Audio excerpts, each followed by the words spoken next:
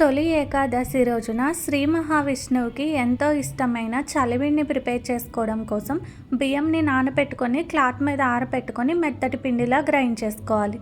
ఇలా గ్రైండ్ చేసుకున్న ఈ తడి పిండిని పూర్తిగా జల్లించుకొని పక్కన పెట్టుకోవాలి. స్టవ్ మీద ప్యాన్లోకి నెయ్యిని వేసుకొని జీడిపప్పు, ఎండు కొబ్బరి అలానే గసగసాలని వేసి వేయించి పక్కన పెట్టుకోవాలి.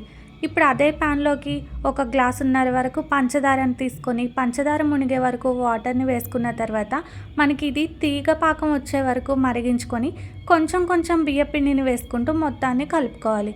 మరీ పిండి ఎక్కువ వేసేసి గట్టిగా కలుపుకోకూడదండి. ఇది కొంచెం జారుగా ఉండగానే తీసేయాలి. ఇది చల్లారిన తర్వాత గట్టి పడుతుంది. ఇందులోకి వేయించుకున్న జీడిపప్పు, కొబ్బరి ముక్కలు, యాలకులను వేసి మొత్తాన్ని కలుపుకుంటే ఎంతో టేస్టీగా ఉండే చలిమిడి అనేది రెడీ అయిపోతుంది. వీడియో నచ్చితే ట్రై చేసి ఎలా ఉందో కమెంట్ చేయండి. ఇలాంటి రెసిపీస్ కోసం ఛానల్ని ఇప్పుడే సబ్స్క్రైబ్ చేసుకొని ఫాలో అవ్వండి.